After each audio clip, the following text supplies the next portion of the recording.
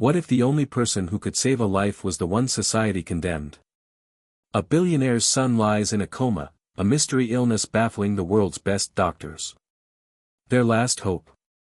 A girl whispered to be a witch.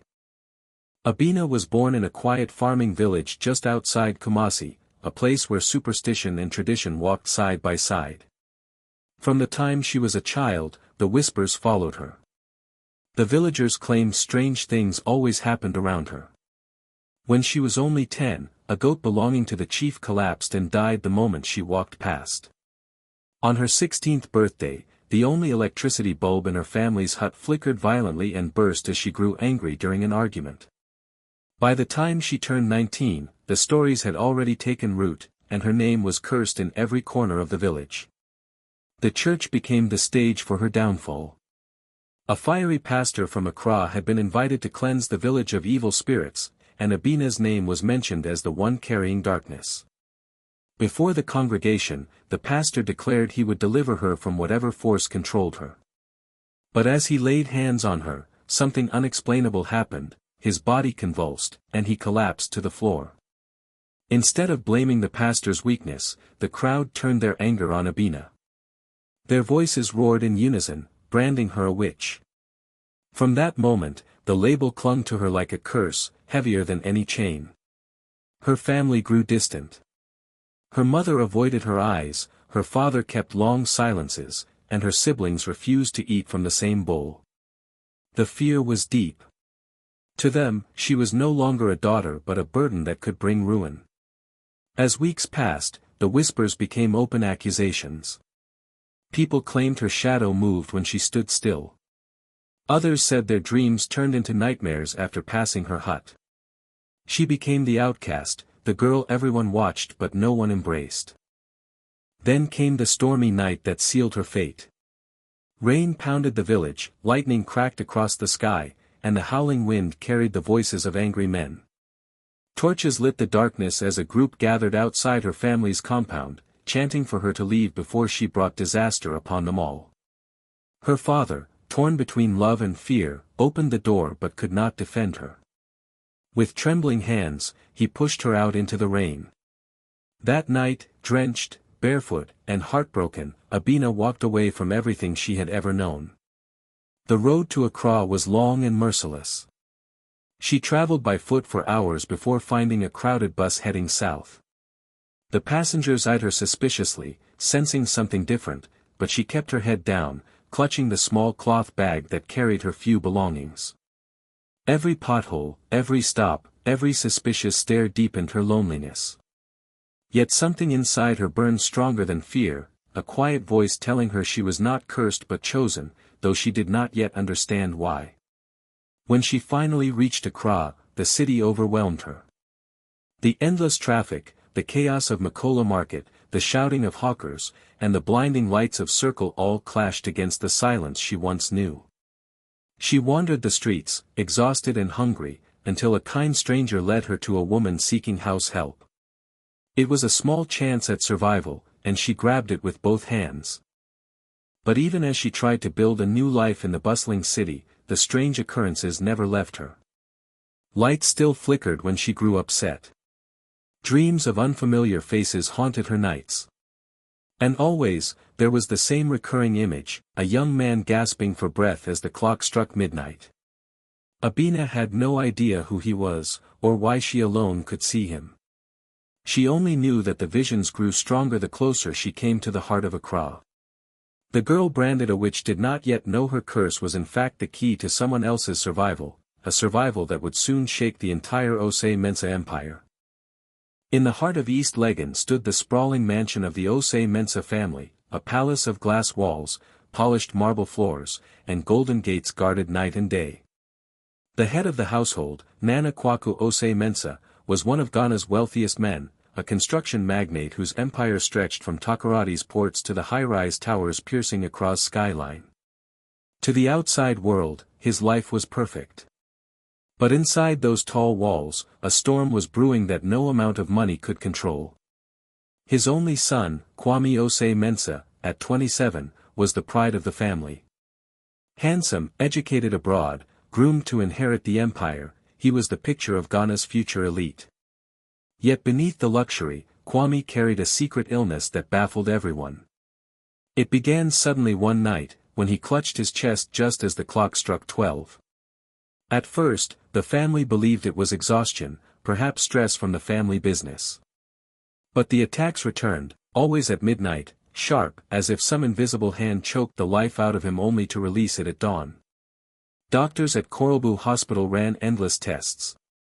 Cardiologists examined his heart, specialists were flown in from South Africa and the UK, and machines beeped endlessly as they searched for answers. Each report came back the same: there was no medical explanation. His body was young and strong, yet each night his pulse weakened as if death itself had marked him. Whispers filled the mansion corridors. Some blamed enemies of the Osei Mensah empire, claiming rivals in the cutthroat construction industry had turned to dark forces. Others suspected the sins of the father were falling upon the son. Still, the family kept everything hidden from the media, terrified of scandal. Kwame was engaged to the daughter of a wealthy political family, and any sign of weakness would shake their influence and tarnish their name. But within the mansion, panic grew. Each night, the staff listened in fear as cries echoed from Kwame's room. His mother stayed by his side, her face lined with sleepless nights, while his father turned to connections in both high churches and secret shrines. Pastors came with anointed oils, their prayers thundering through the halls, yet Kwame's body still writhed when the clock struck midnight. Fetish priests demanded sacrifices, but even blood offerings brought no relief. By the third week, Kwame could barely walk. His once vibrant face grew pale, his strong voice reduced to whispers, his body wasting away. Rumors began to slip outside the gates, leaking into the ears of Accra's gossip circles. Something was wrong with the heir of Osei Mensah, though no one dared speak too loudly. Then came the night of greatest despair. At exactly midnight, Kwame's body stiffened, his chest rising and falling violently as if fighting to hold on to air. The household gathered outside his door, terrified. When silence finally fell, his mother screamed, convinced they had lost him. But just as suddenly as it came, his breathing returned, weak but steady. The family doctor shook his head in defeat, whispering that he would not last the month if nothing changed. Desperation gripped the family like a vice. In their search for solutions, a strange rumor reached the patriarch: somewhere in Accra, there lived a girl everyone called a witch, a girl who carried strange powers, feared by her own people. Whispers said she saw things no one else could, that her touch could calm storms or bring chaos. At first, the patriarch dismissed it. What place did superstition have in his world of wealth and power? But as the days passed and his son's life slipped further away, his pride wavered. Unbeknownst to him, fate had already set the path. The girl branded a witch had arrived in Accra, and though they did not yet know it, she carried the very key to Kwame's survival. The same visions that haunted her nights, the image of a young man gasping for breath at midnight, were not imagination. They were glimpses of Kwame's struggle, and destiny was preparing to entwine their lives in a scandal that would shake the city to its core. Abena's new life in Accra was one of quiet struggle. Working as a househelp in a modest home in Adenta, she kept her head low and her secrets hidden.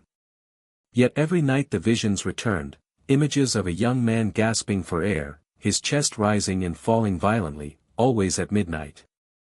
The dreams grew sharper, more painful, as if her very soul was tethered to his. She would wake drenched in sweat, her heart pounding, her hands trembling, knowing she was seeing someone's reality, not her imagination. It was during one of her errands that fate took its first step. She had gone to buy groceries at a roadside market when the Osei Mensah family driver overheard her murmuring about her strange dreams. He had been buying fuel nearby, and when he caught the words, "a man fighting for his breath every midnight," his body stiffened. He knew those details too well. The family had buried the secret of Kwame's mysterious illness from the world, yet this village girl described it as if she lived inside the mansion itself. Suspicion and fear gnawed at him. But loyalty to Madame Osei Mensah, Kwame's mother, outweighed his doubt. He hurried back to the mansion and whispered everything he had heard. At first, she dismissed it as mere gossip, another tale in a city filled with superstition. But when he repeated the exact words, her resolve cracked. That night, she ordered that Abena be secretly brought into the mansion. Abena entered the house disguised as a temporary maid, carrying nothing but her small bag of clothes. The mansion swallowed her with its marble floors, chandeliers, and endless hallways, yet she felt the weight of something darker pressing against her chest. She was led to Kwame's room quietly, away from the eyes of his father and the ever-watchful staff. The moment she stepped across the threshold, the air shifted. Kwame's body, weak and trembling, convulsed violently as the clock neared midnight. His mother cried out in despair, but then something unexplainable happened. Abena reached forward, and her hand brushed against Kwame's arm. Instantly, his breathing steadied. His pulse grew stronger, his body stilled. The entire room froze in shock. For the first time in weeks, Kwame slept peacefully. Abena's touch had broken the cycle. Whispers filled the mansion, fear, awe, and suspicion mixed in every glance. Some believed it was a miracle, others muttered that dark forces were at play. But one truth became undeniable: Abena was connected to his life. Without her, he would die. The mother clung to hope, insisting that Abena remain in the mansion. But the patriarch, proud and unyielding, was furious. To him, it was unthinkable that the heir to his empire depended on a village girl branded a witch. It was a scandal waiting to explode. Yet as days turned into nights, and each midnight passed without Kwame's collapse, even his father could not ignore the truth. Abena's presence kept his son alive. Still, the whispers grew louder. Staff gossiped in hushed tones, scandal brewing in the shadows. A billionaire's son, tethered to a girl once cast out of her village. It was a tale too wild to remain hidden for long. And as Abena settled into her new role in the mansion, caught between suspicion and gratitude, she felt the pull of destiny tightening around her. Her visions became clearer within those golden walls. She saw shadows moving in the corridors, secrets buried deep within the family's wealth, and the darkness that truly bound Kwame's life. What began as survival for her was transforming into something larger, something that would expose sins long hidden behind money and power. The girl branded a witch was no longer just an outcast. She had become the lifeline of a billionaire's heir. And soon, the entire city of Accra would learn that destiny had joined them in a way no one could have predicted. Life inside the Osei Mensah mansion changed the moment Abena became a permanent presence. At first, she was kept hidden, presented as nothing more than a maid. But it soon became obvious that her role was far greater. Each night, as the clock approached midnight, the family would hold their breath. And each night, Kwame survived only because Abena was near. Her presence became his shield, her touch his anchor to life. Kwame, once strong and charismatic, now lived in the fragile space between life and death. But as he regained fragments of strength, he began to notice her. Abena, the girl everyone called cursed, carried herself with quiet dignity despite her scars of rejection. There was something about her calmness, her unshaken spirit, that drew him closer with every passing day. The mansion's silence began to shift. Whispers of scandal grew louder as staff noticed the stolen glances, the unspoken connection, the way Kwame's eyes followed Abena across the room. For a man engaged to one of Ghana's most powerful socialites, it was a dangerous entanglement. Yet as days turned into weeks, the bond between them deepened. Abena's visions intensified. Within her dreams, she saw not only Kwame's suffering but also shadows tied to the Osei Mensah fortune. She glimpsed rituals performed in secret years ago, sacrifices made in exchange for wealth and power. The truth settled like a stone in her chest: Kwame's illness was not random. It was the cost of his father's past. The empire built on steel and concrete had foundations soaked in spiritual debt, and Kwame's life was the price. The revelation shattered Abena. All her life she had been branded a witch, cast aside for powers she never asked for. Yet here, within the walls of untouchable wealth, she realized she was not cursed, she was chosen. Her presence was not the cause of evil but the balance against it. Without her, the empire's heir would collapse under the weight of his father's sins. But scandal never sleeps. Word leaked through the mansion's corridors to the outside world. The staff, hungry for gossip, whispered to friends, and friends whispered to journalists. Soon, Accra's gossip blogs buzzed with wild rumors: the billionaire's son bewitched by a village girl, the family harboring a witch inside their mansion. The first blow came from Kwame's fiancée. A glamorous socialite raised in privilege, she had tolerated his illness, waiting patiently to marry into the Osei Mensah fortune. But when she learned of Abena's presence, fury consumed her. To her, it was betrayal, humiliation of the highest order. She moved quickly, feeding the press with scandalous details, framing Abena as a temptress who had seduced Kwame with dark powers. The headlines exploded across Ghana: "Which seduces billionaire's son?" Paparazzi swarmed the gates of the East Legon mansion, cameras flashing, voices shouting questions. The once revered Osei Mensah name became a subject of ridicule and fascination. Business partners whispered doubts, politicians distanced themselves, and investors hesitated. The empire trembled under the weight of scandal. Inside the mansion, the tension was unbearable. The father raged at the chaos, blaming Abena for dragging their family name into the mud. The mother, torn between loyalty and love for her son, refused to let Abena go. And Kwame himself, weak but defiant, clung to the one person who kept him alive. What began as survival had now transformed into forbidden love, wrapped in lies, secrets, and betrayal. And while the world labeled her a witch, Abena carried the truth in her chest: she was not the danger. The real danger lived within the family's past, and the shadows of those sins were preparing to rise. The Osei Mensah mansion became a fortress under siege. Outside the gates, journalists camped day and night, hungry for the next scandalous detail. Social media boiled with hashtags, mocking memes, and endless debates: was the billionaire's son truly bewitched? Was Abena a temptress or a victim?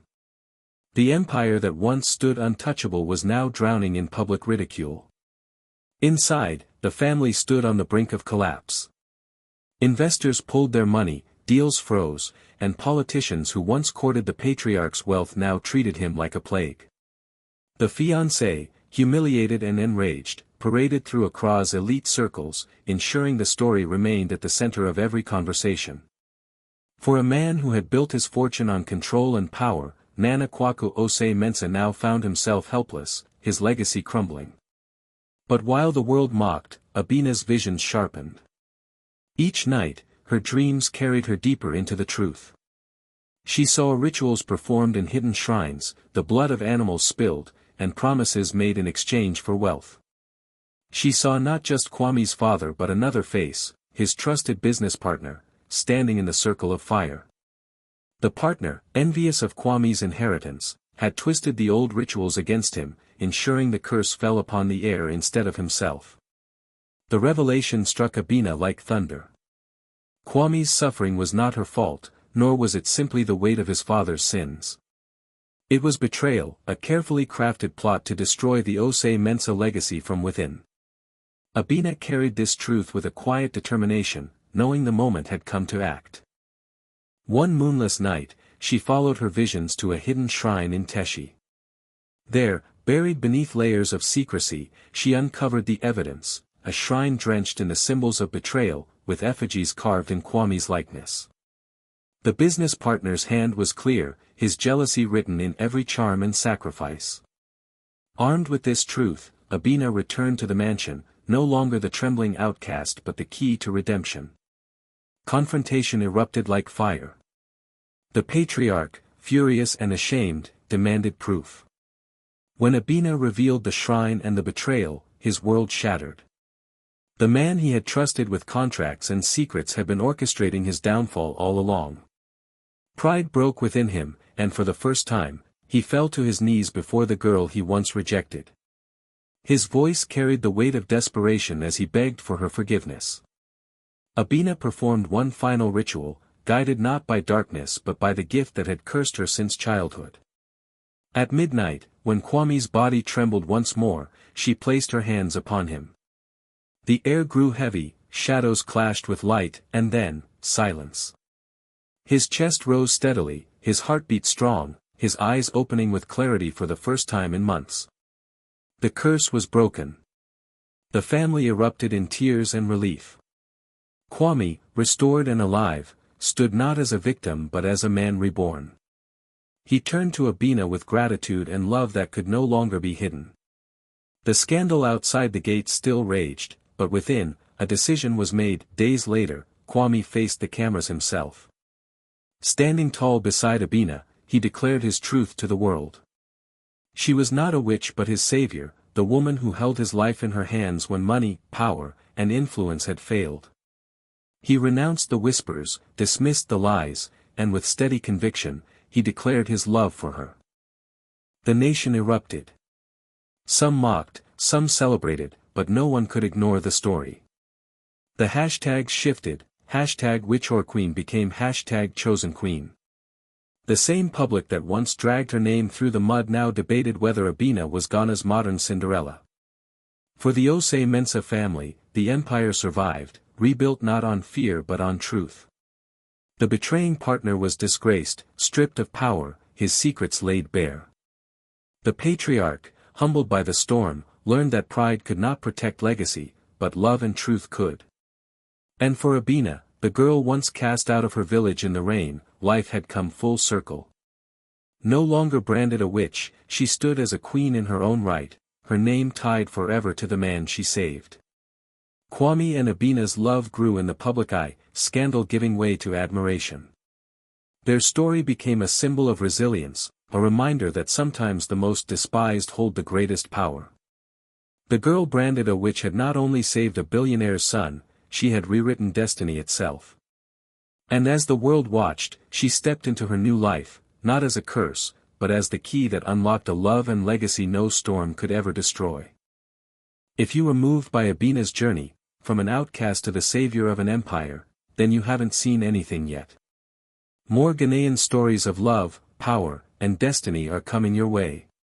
Hit subscribe, tap the notification bell, and join us as we bring you the next drama straight from the heart of Africa. Don't just watch the story, be part of it.